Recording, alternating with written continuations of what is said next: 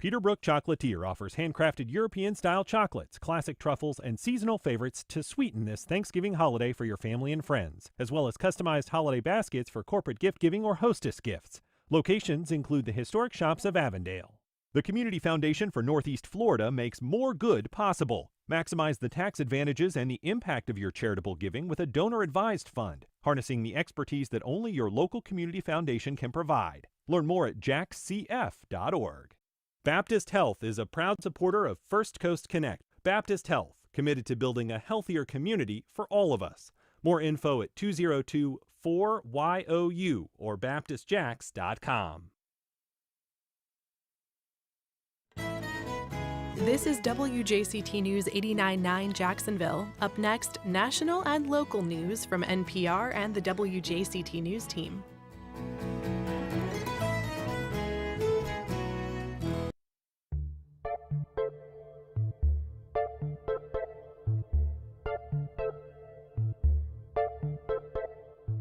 Good morning, I'm Ann Schindler, and on today's First Coast Connect, nearly a quarter of Americans may skip Thanksgiving to avoid talking about politics this year.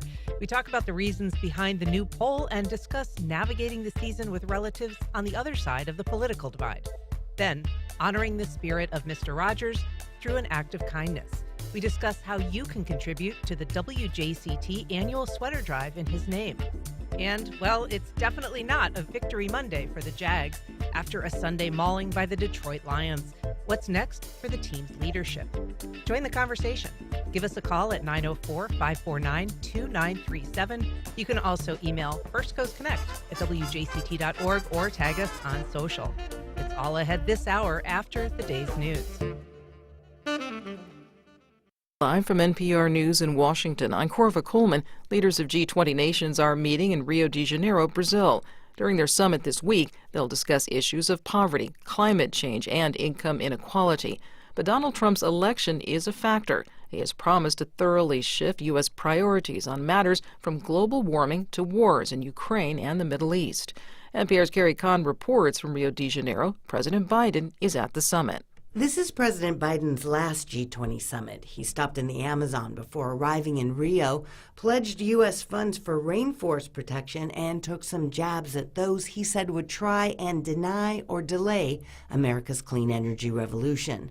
Brazil's President Luiz Inácio Lula da Silva is forging ahead with his progressive proposals to tax the world's super rich and plans to alleviate hunger and poverty.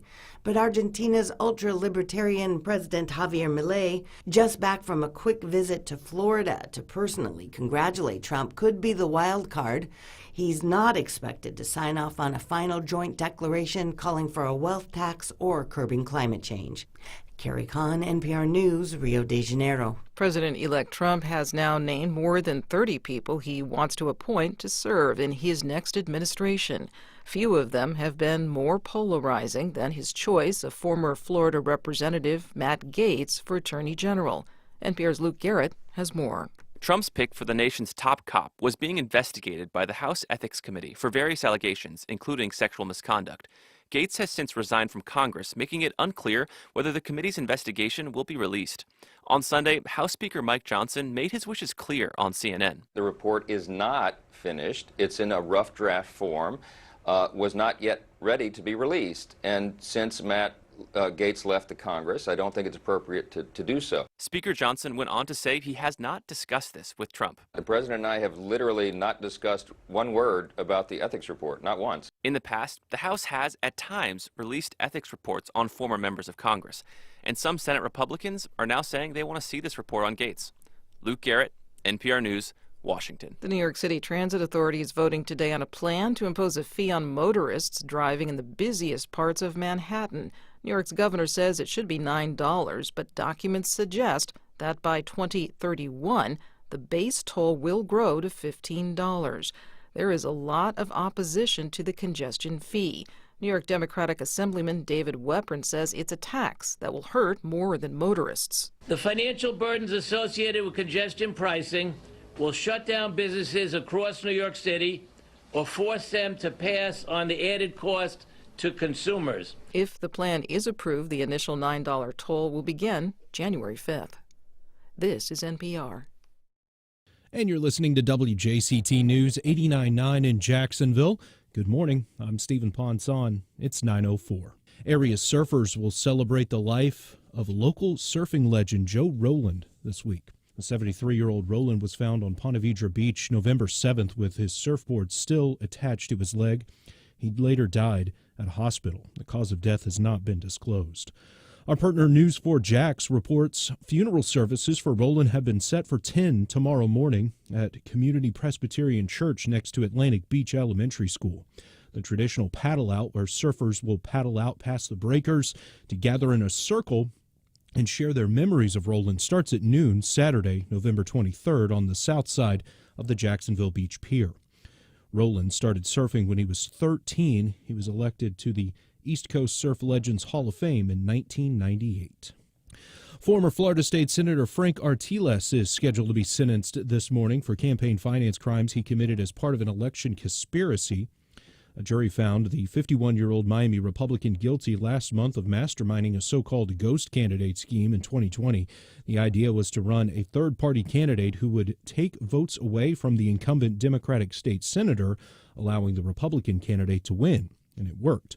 Artiles is scheduled to be sentenced this hour. He faces up to 15 years in prison.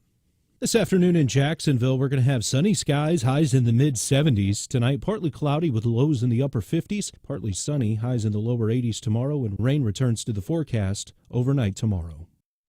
Support for NPR comes from NPR stations. Other contributors include Indeed, designed to be an end-to-end hiring solution for businesses of all sizes to attract, interview, and hire candidates, all from one platform. Learn more at Indeed.com/NPR.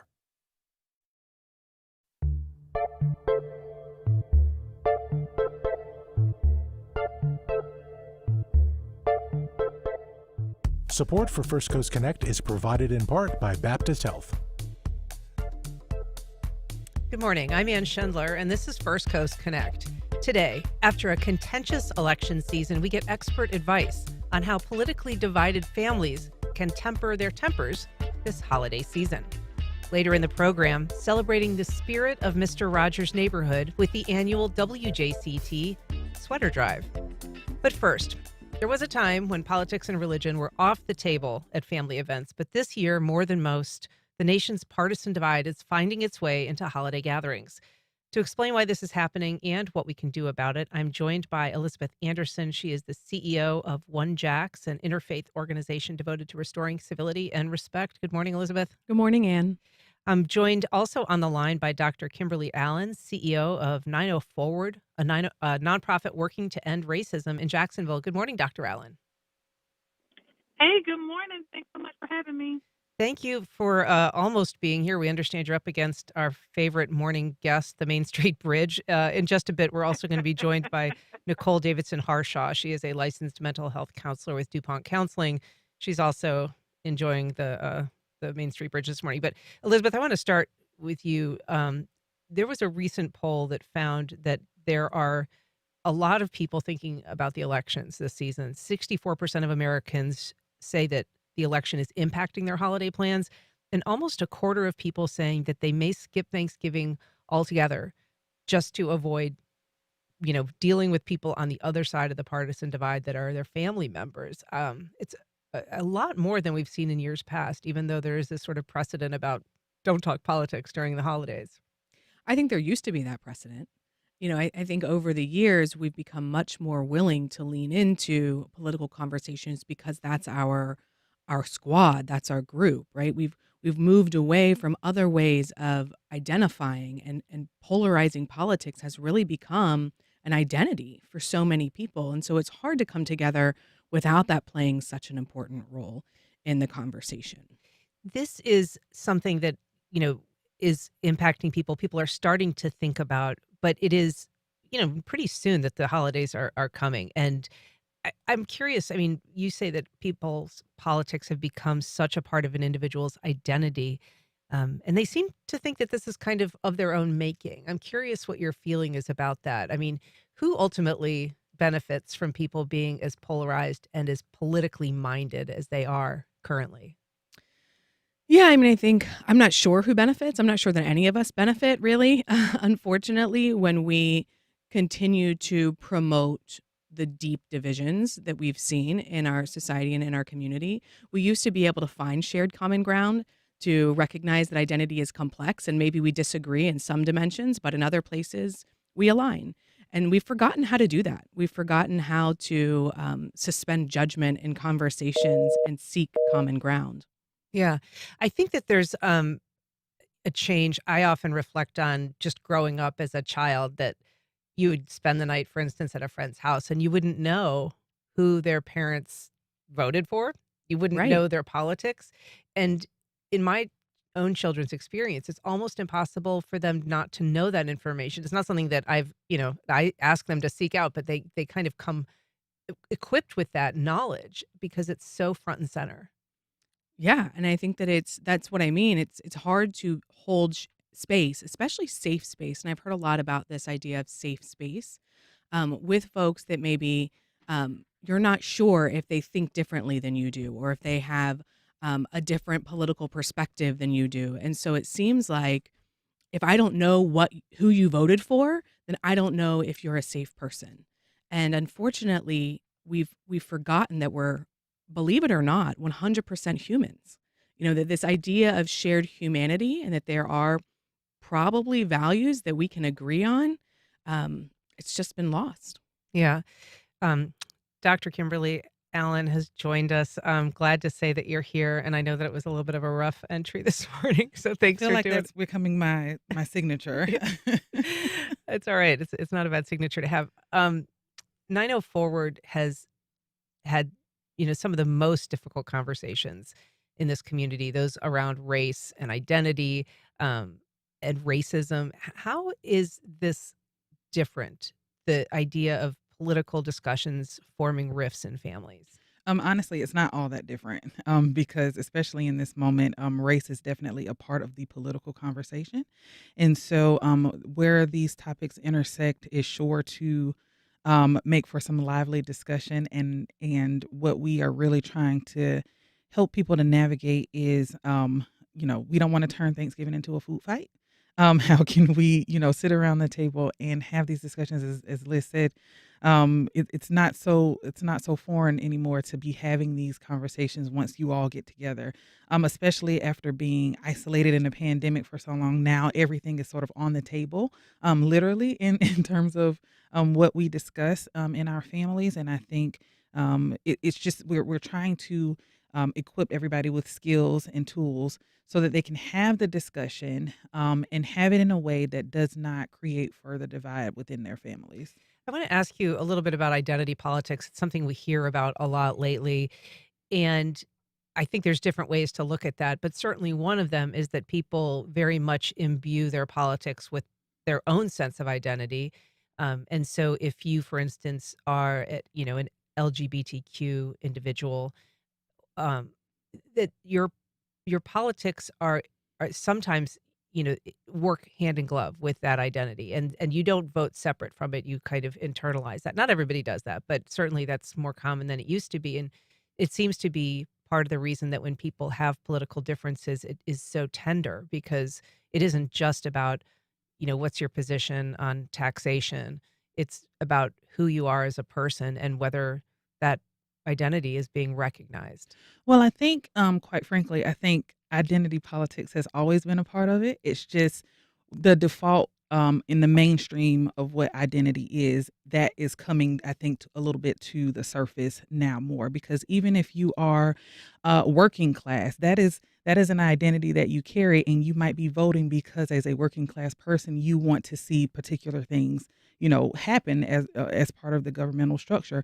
No different than if a person is from the LGBTQ plus community or the Black community or the Hispanic community.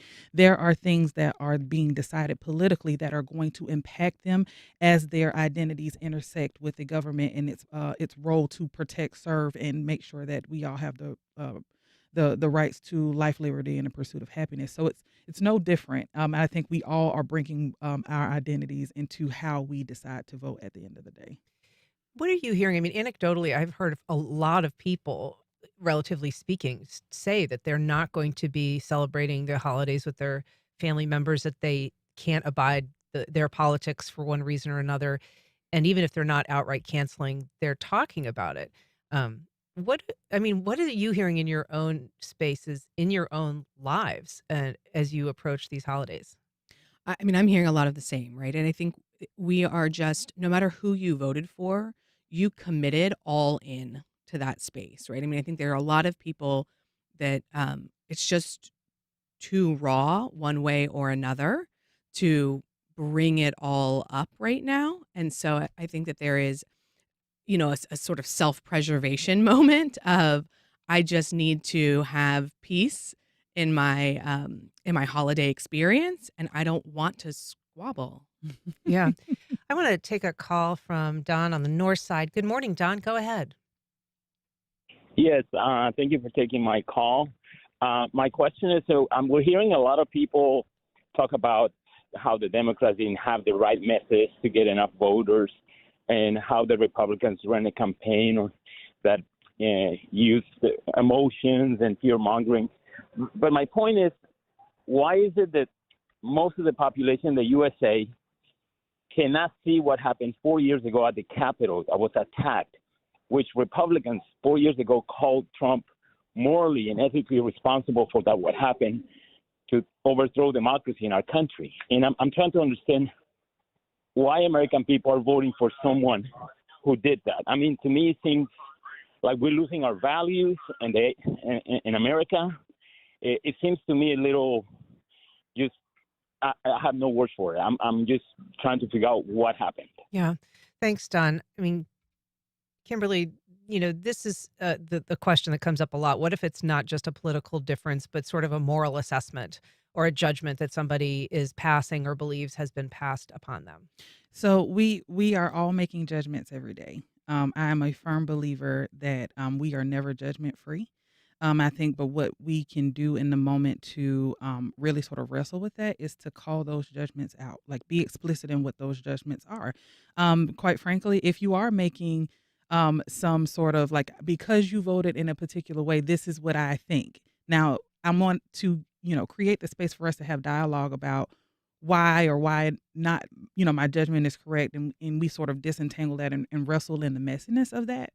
But I think the best thing we can do is call out the judgments that we have, because we all have them. What does that look like? If I'm saying, look, you voted for so-and-so, I take that as a moral failing on your part. How do I have that conversation in a civil fashion? You don't say it's a moral failing, because I think one of the things we have to really evaluate the language we use, right? And so, but I can be direct and say, I'm really challenged by the fact that you voted for this person because I believe X, Y, and Z things, and I think that this person aligns with A, B, and C. Are you also aligned with A, B, and C, or is there some middle ground? And can you explain that to me? Can you share that with me? Because I really want to understand. Are those conversations coming from a place, though, where people really want to understand, or do they just more want to convey that they think that other view is not acceptable? It's probably both. Yeah. I would say that one of the things that we try to promote at OneJax, but I think can be so critically important, is to be curious, right? It's okay. The caller said, I don't understand. Mm-hmm. And so in these moments where we have people that, in an ideal world, right? I won't make judgments on everyone's family here, but, these are people that you are close to for some reason, right? What better place to start with your curious conversation than to say, help me understand why this piece of the puzzle didn't matter to you. What was it that motivated you to vote the way that you voted? I think if we can engage with people and listen with curiosity, especially the people that we're already close to, then that'll help us take one step forward together collectively. We're talking about approaching the holiday season during a very politically riven moment. We're taking your calls and questions. You can reach us at 904-549-2937. You can also email firstcoastconnect@wjct.org. I want to take a call from Nancy in Atlantic Beach. Good morning, Nancy. Go ahead. Hi, Ann. I'm thrilled with this discussion here. We're talking this morning. I'm listening this morning about a discussion about the holidays with family. But several weeks ago, you had someone on the program. I heard about 4 minutes of it, and it was a gentleman who wrote a book about judging people before you take the time to get to know them. And I find it relative to what you're talking about today, too, since you may not know everyone at the Thanksgiving table. And if you get a chance, I would love to know more about that program, when it was, so I can look for it. I'm old. I don't look for things easily on the radio and stuff, and the author's name. Thank you. I'm going to have to rack my brains. He's a behavioral economist that we had on. He's actually going to be at the TEDx show this weekend, but I'm going to have to ask my producers to dig that up because honestly, his name is escaping me at the moment. But yeah, he had a really good Stone. I think his name was Daniel Stone. Yeah, he was there on Saturday this past weekend. Oh, he was. Okay. So he's already come and gone. But Dan Stone and his book, I'll get the title for you in just a second. Sorry about that, Nancy. My brain is not working on all cylinders this morning. We also have a call from Mark on the South Side. Good morning, Mark. Go ahead. Hey, good morning. Personally, I'm a conservative, tend to vote Republican, and the friends that I have who maybe see politics the way I do, I can't think of a single one who would say, well, we're not inviting, Aunt Susie and Uncle Jim over for Thanksgiving because they don't see things the way we see politically. I'm curious if you and your guests see one group or another being more apt to say, we're not going to the family Thanksgiving. Is it more conservatives? Is it more liberals? Is it more Republicans, more Democrats that have this opinion or attitude, whatever word you want to stick in there? It's a good question, and I'll let both of them answer it, although I will say that the recent polling that I was citing said that it was basically almost evenly split, the electorate, that 52% blame Trump-supporting family members for the rift or, the inability to come together, and 48% blame Harris-supporting family members. But I'd be interested in your thoughts about that. I mean, I think whenever you lose, it's hard, right? And so whoever's on the short end of the stick, that's probably pretty challenging, right? And so in this instance, the caller says, well, we're not going to disinvite anybody, but you're also maybe sitting in a place where you're pretty happy with the outcome. And so there's a lot of maybe reasons to be grateful or to celebrate. Whereas on the other side, if folks really gave, morally, intellectually, personally, their time and talent and efforts and lost, that feels like a big injury. Go ahead. No, I was just going to say, I know in my family personally, we have a mixture of conservatives, liberals, and everything in between. And one of the things that we have always prioritized is family over everything. And so there is not, in my own personal family, there is not this sort of friction of, do we get together, do we not? It's like, we are getting together and this is what we do. And the conversations that are going to come from that, like we welcome and embrace those conversations always. And so from a personal standpoint, we have always made the priority that we are going to remain family. I want to take a call from Susan in Mandarin. Good morning, Susan. Go ahead.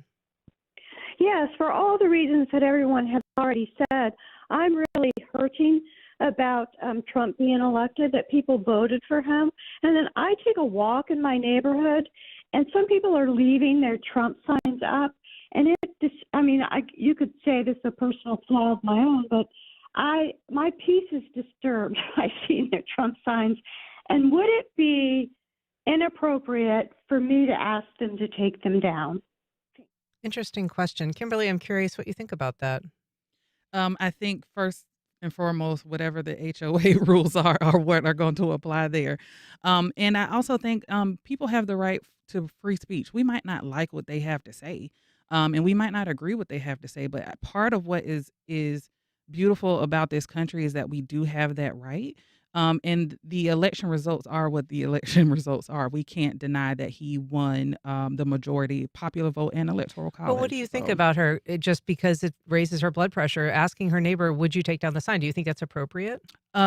Sure. I think you should be able to talk to your neighbor about anything. Now, I think you also need to be prepared for what might the conversation ensue after that. And I think the intention for you going in is to satisfy your own peace might actually be disturbing someone else's. So just be ready for the exchange that might happen between you and your neighbor. And any suggestions about how to approach it in that way? I always, again, I would say start with your HOA and see if there are rules there first, because I think it's different if it's an objective rule versus my personal feeling. All right. I want to take a call from our friend and city council member, Ken Amaro. Good morning, Ken. How are you doing? I'm well, Ann. How are you this morning? I'm good. I'm glad that you are calling. I'm interested in your perspective as a man of, Hispanic descent. You're also a black man. You're a Republican. And I'm curious kind of how you thread that needle if you're hearing these same concerns from people that you're spending the holidays with or your constituents and colleagues about their apprehension about the holidays given these difficult times. Not really. The folks that I've been around, I'm not even hearing any conversation of this nature. Personally, I just find it a tragedy that a family would be segmented, divided, fragmented, whatever describe it, over their political point of view during a period when you're supposed to be celebrating family. A few days ago, I was speaking with some kids at one of the school, and one of the kids at the end of the conversation said, "What is your favorite word?" And it kind of threw me back, and I paused for a moment, and I just said what was on my heart. I said, love. Love is my favorite word, unconditional love, because usually that breaks down barriers. And if you really love your family, why would you not show up for this celebrated event called Thanksgiving, when we express love to each other and forget about your politics?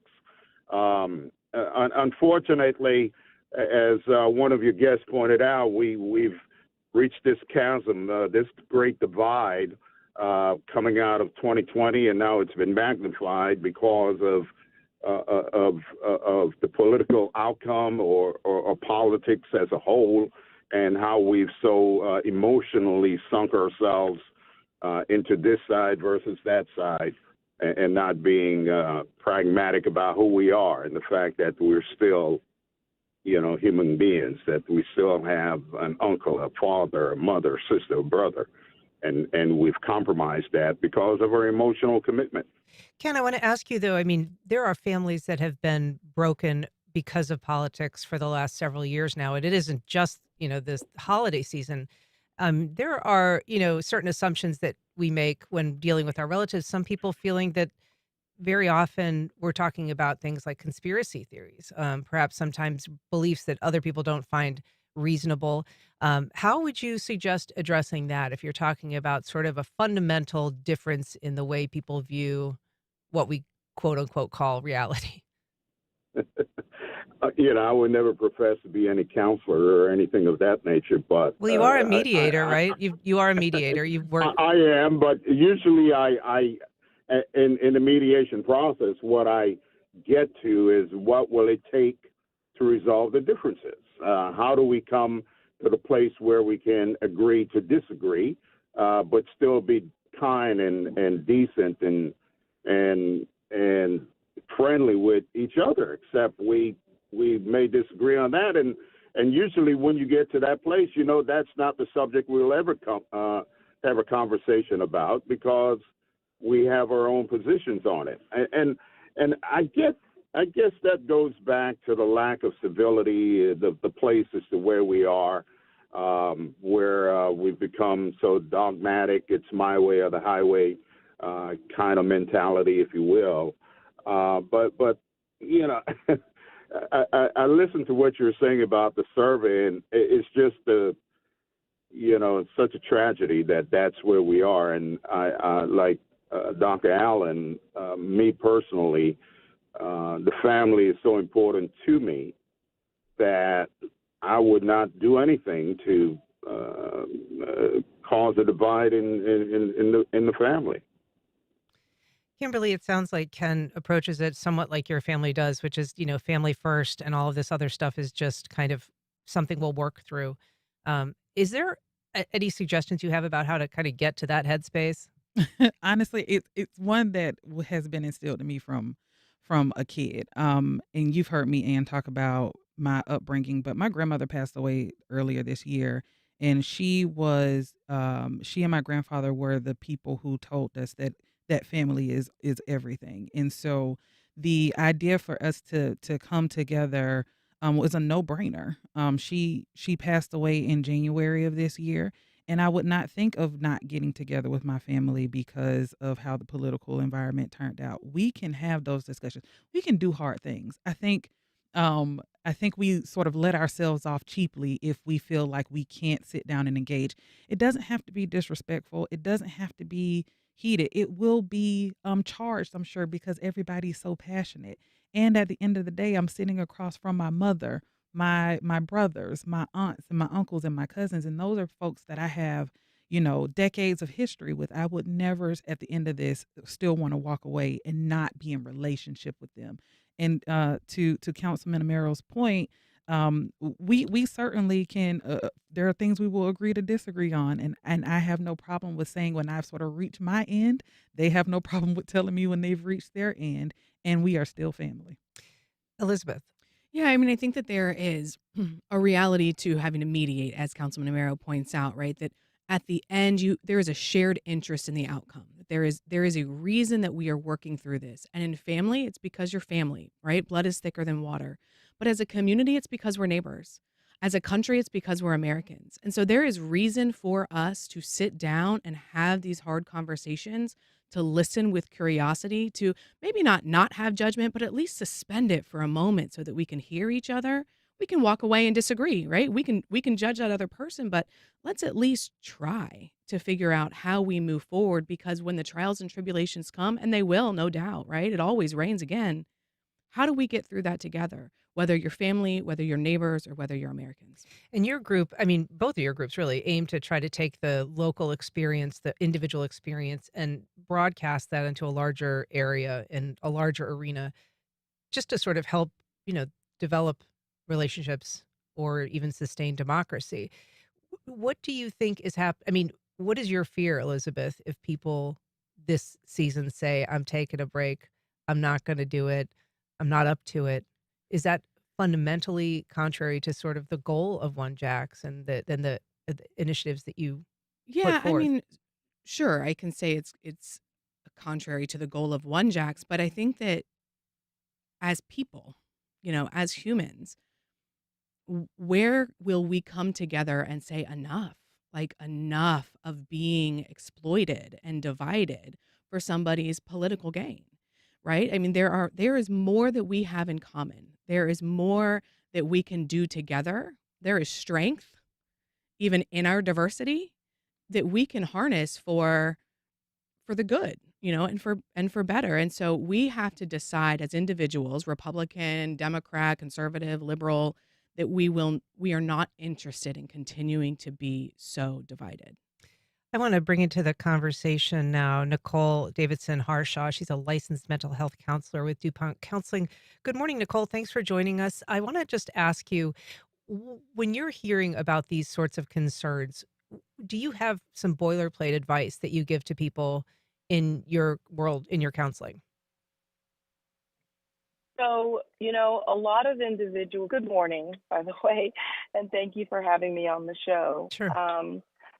A lot of times what we're looking at when it comes to mental health, and we see this at Dupont Counseling Group, at the LJD Jewish Family and Community Services quite often.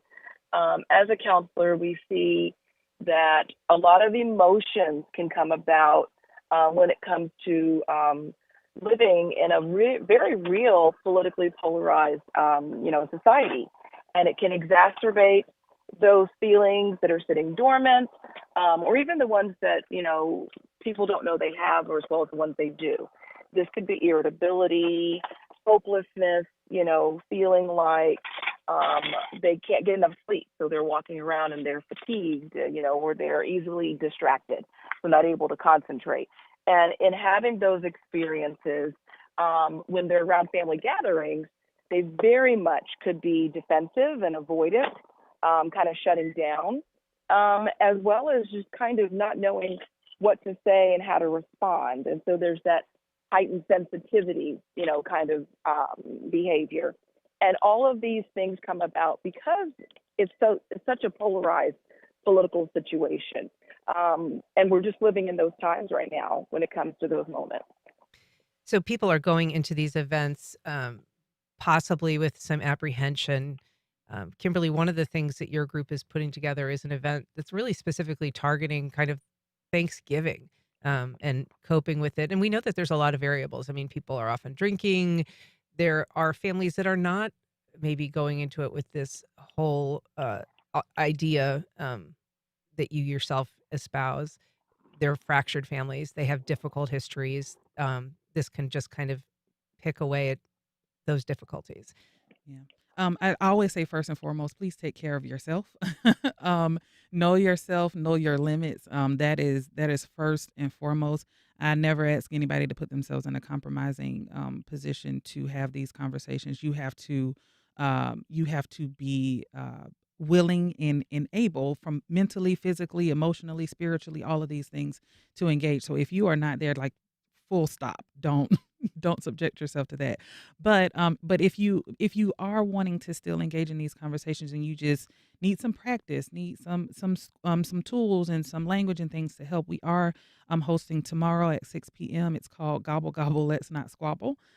Just to bring a little bit of levity to what is already a very tense time. But it's a way for us to do a little bit of role play. It's our race cards conversation meets our intro to racial discussions, where we will share some language, share some strategies and tactics on how to engage, when to disengage, how to de-escalate, and pick up and pause and resume conversations. You know, it's interesting that you talk about, there is a point at which maybe this isn't a healthy thing. And I want to just play a clip that's gotten some attention. This is MSNBC host Joy Reid speaking with psychologist Dr. Amanda Calhoun. And I want to talk about it after we listen to it.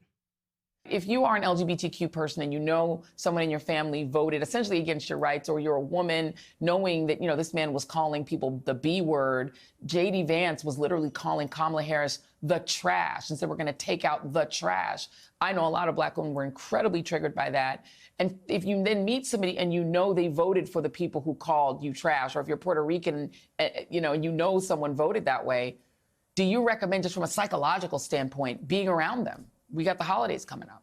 So I love that you asked this question, because, there is a push, I think just a societal norm, that if somebody is your family, that they are entitled to your time. And I think the answer is absolutely not.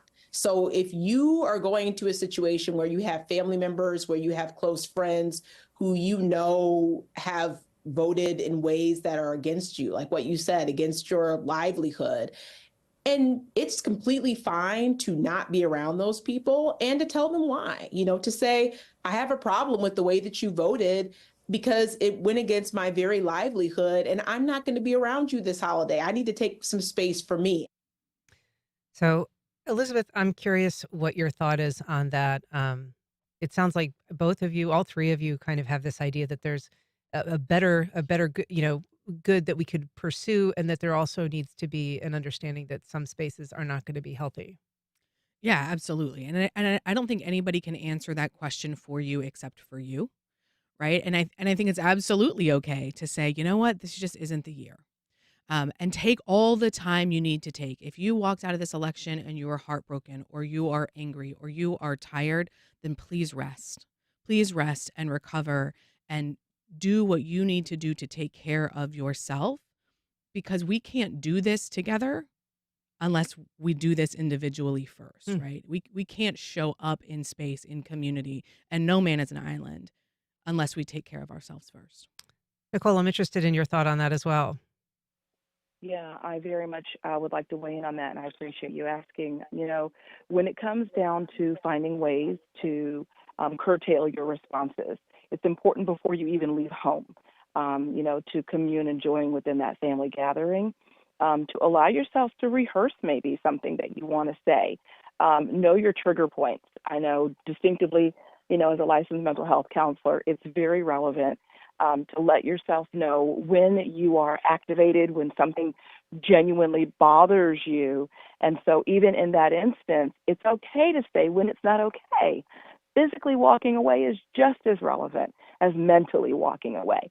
So sometimes having a sense of humor, having rehearsed things that you want to say, more importantly, when you're in a family gathering, oftentimes there's one or two persons that make you feel a little more relatable, a little more comfortable, and so have that one ally, someone that you can call upon in those moments and kind of be able to say, kind of help me out or have a buffer, and two, just know when it's okay to change the subject, redirect the conversation to something else.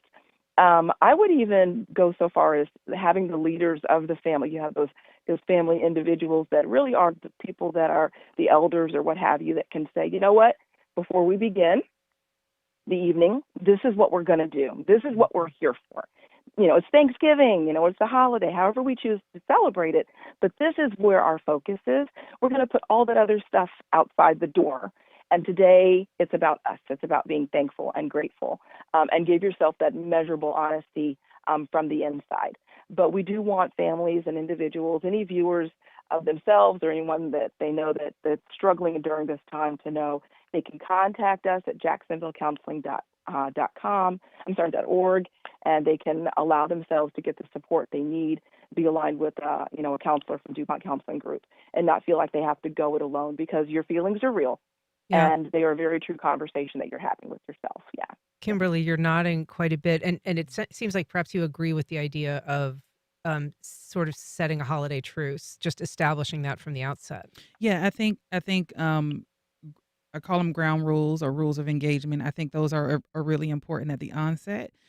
Maybe even before people show up, like, hey, I'm inviting you over, but let me tell you real quick, like a quick little, real quick, we're not going to do X, Y, and Z here. We're not going to argue. We're not throwing food. We're not using profanity. We're not going to have alcohol, whatever the things are. Lay those things out so that folks can decide right up front whether or not this is the space that they want to engage in. And it also signals to the folks who are a little bit on the fence whether or not this is a space they should engage in. Should they come or should they not? So I think sort of setting those ground rules on the front end are helpful for everybody involved, and it keeps your house from becoming the place where nobody else wants to go. But I also say, like, don't isolate either, because it's really easy to get in your own head and sort of stay there and retreat and become isolated. I always say, and it's up in our office right now, especially in this moment, I put the Patti LaBelle quote, "Somebody loves you, baby." Like, there is somebody in this world who cares about you. Find a person to share a meal with, because it is about being at least in community with somebody else. So find that person or that group of people who can help be that bridge for you in that moment if it's not your family. And Elizabeth, just a final thought from you. Yeah, I think at the end of the day, this holiday is about finding space for gratitude and being thankful. And regardless of what happened during a presidential election, there are ways that we can recenter ourselves and our families on gratitude. We'll host our interfaith gratitude service this week. OneJax will, over at the temple on Thursday night. And faith leaders and clergy members from across the community, more than 300 people, will come together across faith traditions, because we can agree on being grateful. And tomorrow's event, Kimberly, is 6 o'clock. Yes, 6 p.m. at the Jesse. Gobble, gobble, let's not squabble. You can find that on 904.org/events. Excellent. Well, Dr. Kimberly Allen, Elizabeth Andersen, Nicole Davidson-Harshaw, thank you all so much for being here. I really appreciate it. Thank you. Thank you. Have a great holiday. Thank you very much. Up next, honoring the spirit of Mr. Rogers through an act. Rogers. What a gem. Well, the 22nd annual Mr. Rogers Sweater Drive is back. Here to tell us about how you can get involved is Kemal Gasper, Vice President of Community Engagement at VyStar Credit Union. Welcome back, Kemal. Thank you, Ann, so much. Thank you for having me. Nice to see you. David McGowan, President and CEO of WJCT Public Media. Hi, David. Good morning, Ann. Good morning. So we mentioned in the last segment, that there's a lot of political angst around. One way to kind of alleviate that is to do something nice for somebody. It is very healing for people to volunteer, to donate, and this is an annual opportunity that WJCT and its partners provide. It is, and you're right, it's a great opportunity to just do something good. We have run this sweater drives, for 22 years, as you mentioned. Last year, we distributed over 9,000 pounds of clothing, new clothing, gently used clothing. We're really honored to be able to work with partners like VyStar and Tom Bush Dealerships and Sudduth to make this happen. It's really, I think, a great example of what we can all do when we work together. All bring our unique strengths. It's a big logistical enterprise, right? We have over 50 collection sites that people can drop off stuff at. So, yeah, it's a really great opportunity to do something just nice. And there are big bins in our studio, the entrance to our studio. Yeah, I ran into someone this morning coming in to drop off a load of stuff. So, yeah, there are, like I say, all the VyStar branches. We have some big boxes you can drop stuff off right here at WJCT or the Tom Bush dealerships. So lots of places to do And we've it. got a link on our website to the map where you can kind of find those places where you can, drop off sweaters, it's blankets. I don't know if it includes things like dog sweaters, Kemal. Is it just sort of like people sweaters? But why is it that VyStar participates in this and annually in this event? Yeah, so David said, our purpose is to do good and our core values to lead by example. And if you look at Jacksonville, and I think some people will say, is this for homeless individuals? It's for individuals that are in need. And there's so many people that are living paycheck to paycheck that just don't have the necessities. There's people that are unhoused in our footprint as well as around the VyStar footprint. And so the idea is that, anyone in need can come on that day to the Clara White Mission or the Trinity Rescue Mission and receive the goods that are donated at the VyStar branch as well as Sudeth and Tom Bush. And these, what's collected goes not just to Jacksonville, but sort of the regional surrounding counties as well. Absolutely. Yeah. And so has this mission changed over the past couple of years, over the 22 years? I mean, I know you haven't been here for that entire I have not. time. But no, I don't think it really has. I mean, I think that we try to honor the legacy of Fred Rogers. I mean, something that people may not know is that Fred Rogers actually has a Jacksonville connection. He was actually married to a Jacksonville native who he met when he was a student at Rollins College. In Florida? Spent a lot of time here in Florida.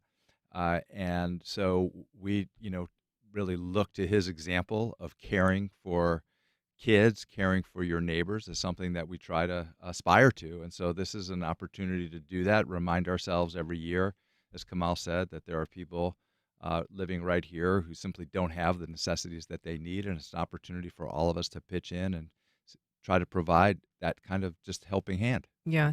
And fun fact, Kemal, I learned that Mr. Rogers, one of his cardigans, this sort of signature red knit cardigan, is at the Smithsonian now. It's on display. It's like part of their collection, which I think just speaks to sort of the powerful legacy of Mr. Rogers, in general. Yeah, I mean, value, empathy, compassion. And so when you drive around the city and there's so many individuals that are fortunate, there's so many individuals that are less fortunate and need help and need a hand up and a handout to get back on their feet. And so this, 22 years, VyStar's been a part of the Mr. Rogers Sweater Drive since 2015.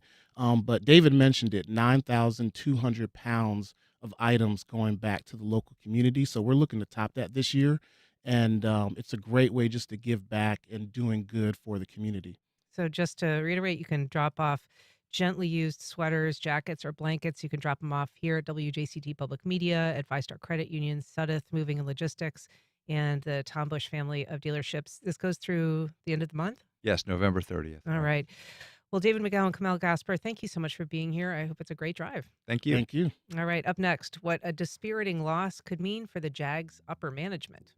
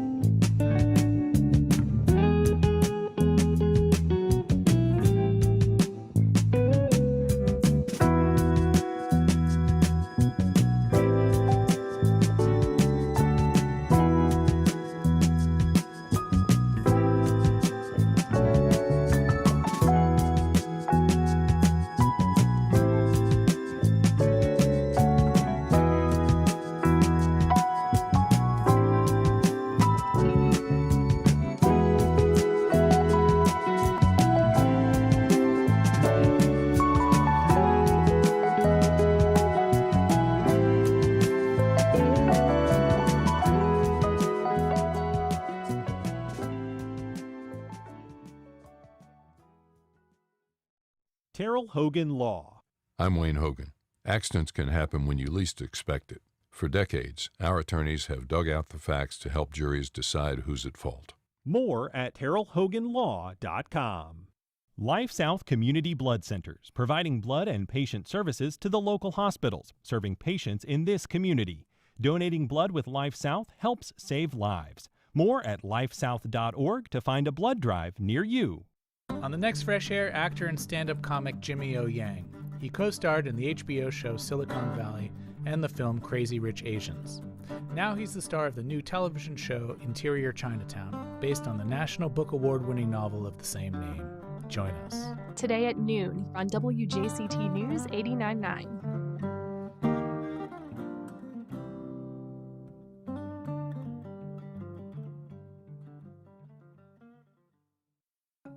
Nothing is just black and white or red and blue. In North Carolina, Donald Trump won their electoral votes, but Democrats swept major statewide races, including governor. What happened? There's only one person who can really be Donald Trump, and that's Donald Trump. Others who brand themselves in that style, I think, just have a much harder time gaining traction. That's on the next On Point. Today at 11, here on WJCT News 89.9.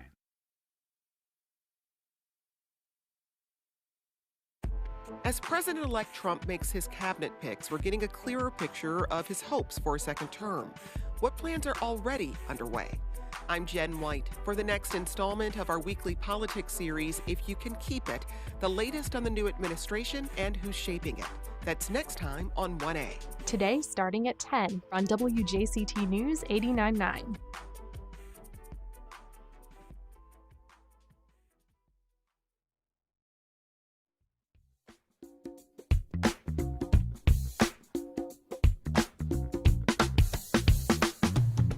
Well, we're back. It's a losing streak with no apparent end in sight. Here to break down another disappointing loss is News4Jax sportscaster Alessandra Pontbriand. Good morning, Alessandra. Good morning. I don't mean to smile. We were talking about your billboard right before Okay, this. knock it off. Let's move on to a subject that anybody cares about. The Jags are forced to take the field for a second week without their star quarterback.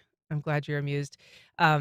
This was a 52-6 game. It's one of those you almost wish they had a mercy rule like they do in youth sports. It was just painful to watch. Yeah, no, absolutely. At halftime, I was like, we still have another half of this game. I was watching it at home with my roommate, and we were just like, this is insane. Yeah, 52-6. It was the worst loss in franchise history. The second to worst loss was a 44-point loss to the Lions in 1995, which was the first season of the franchise.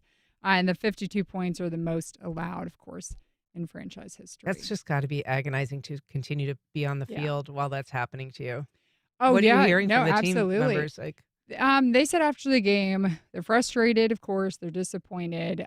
Nothing was working. Literally nothing was working. I mean, on defense, they could not stop the Lions at all. Jared Goff he ended his day in the fourth quarter when with a backup Hendon Hooker, who was a former Tennessee Volunteer, subbed in. Goff, he had a perfect passer rating, 412 yards, 4 touchdowns. Both of their two receivers, Amon-Ra St. Brown, had 11 receptions, 161 yards, 2 touchdowns. Jamison Williams, who went to Alabama, had 4 receptions, 124 yards, and 1 touchdown. And then on the ground, David Montgomery had 15 carries, 75 yards, 2 touchdowns. And Jahmyr Gibbs, who also went to Alabama, that's where I graduated from. I'm getting the sense, yeah. I know, right? He had 11 carries, 69 yards, and 1 touchdown. They just lit up the stat sheet. I mean, good for them. They scored 7 touchdowns on their first 7 drives. Then their 8th drive, they ended with a field goal. And then the 9th drive ended the game. And they could have scored on that drive, too, to be honest, if they really wanted to. But I think they were nice enough not to. So Trevor was out for this game. It was the second game he's out for this shoulder injury. But, I mean, to be fair, the team hasn't been doing great with him. I'm not sure how big of a difference it made to not have him there. Yeah, I mean, it's difficult because he wasn't in the game, so you really don't know. You know, you could only speculate if it would have helped. But maybe with the confidence, I mean, he is the franchise quarterback. Doug Peterson told Melanie Collins that before the game. You know, this is his team, but who knows? I mean, nothing was working for them. with Mac Jones, literally nothing was The working. backup, yeah. Yeah, so the total net yards for the two teams, Detroit had 645 yards, Jacksonville only had 170, and first downs, Detroit had 38 first downs, Jacksonville only had 10. So of course they could not move the ball, they couldn't convert first downs. It's really disappointing. I think back to the Bills game in the beginning of the season, and after the game, Doug Peterson said that, you can kind of flush that away because it was uncharacteristic. At this point in the season, I don't think you can flush that away because I think it is characteristic of the team that they have. It's disappointing to hear, but I think at this point, and you've already seen the smoke go out there that, firings are coming. At this point, I think you've hit rock bottom and something needs to change. And unfortunately, listen, these are people that have jobs just like you and I and everyone else, and you don't want anyone to get fired. That's like the worst possible thing, especially in the public eye. That's just humiliating. It's disappointing. And I really do feel bad, but I think that something needs to change. And I think that there's going to be quite a few firings coming up in the next couple of weeks, probably by the end of the season. You anticipate that Peterson is on his way out? I think at this point, the one thing that we learn in sports is that if the smoke is out there, the fire's right near. And this always happens with every coaching at every level. If there's already the rumor is out that there's going to be, a firing or, a termination coming soon, that it's definitely coming. I mean, the only person that I've ever seen is Billy Napier, who was basically going to get fired, and he was able to coach his way out of it. I mean, this season you saw it because they were like, oh no, he's coming back. But everyone thought at the beginning of the Florida Gator season that, oh, for sure he's done. So it's the only coach I've ever seen. So the team is now 2-9, which is just even hard to believe. And right now there's this 400-foot mega yacht that's docked right under the Main Street Bridge, which I guess is still stuck open. I mean, not as big as your billboard. The big boss is in town. Just what kind of a pall does that cast over the management? They've got a bye week this week. Yeah, I mean, you have to listen. You have one of the richest people in the entire world with one of the biggest yachts in the entire world parked down the street from you. You have to think that there's some pressure. You can feel you. Not only can you see it, everyone sees it, but you can feel the pressure. So I think they know that. I mean, maybe he's here for fun, but I doubt it. I think he's here because there's going to be change coming, and he's business, not pleasure. I think so. On Kismet, all right. Well, but hey, Jacksonville's a great city, so I would come here for pleasure. Sure. All right, Alessandra Pontbriand, thanks so much for being here. Appreciate it. Thanks, guys. All right. That's our program. Thank you for listening. If you have any thoughts, suggestions, feedback, send it to First Coast Connect at WJCT.org. And you can catch our rebroadcast if you missed anything. It comes on at 8 o'clock tonight on WJCT, or you can find our entire archive on your favorite podcast platform. Join us tomorrow. I'm going to be talking to Marketplace Morning Report David Brancaccio about the kitchen table economy and how it compares to the national or even the global one. I'm Ann Schindler. You've been listening to First Coast Connect on WJCT News 89.9.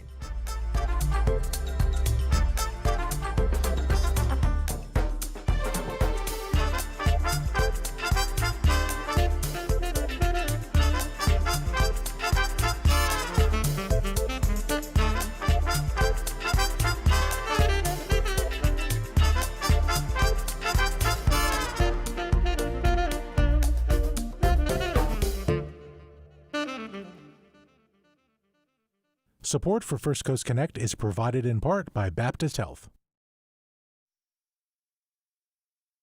Mayo Clinic, working to detect the undetectable by using AI technology to identify signals in the human voice that indicate heart disease.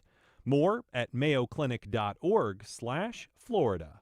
Baptist Health is a proud supporter of First Coast Connect. Baptist Health, committed to building a healthier community for all of us. More info at 202-4YOU or BaptistJax.com. More than a century ago, a company called Calum helped Jacksonville become the winter film capital of the world, a reputation that lasted only a decade. Hear the fascinating true story on Bygone Jacks, Our Unsung History, a podcast from WJCT Public Media.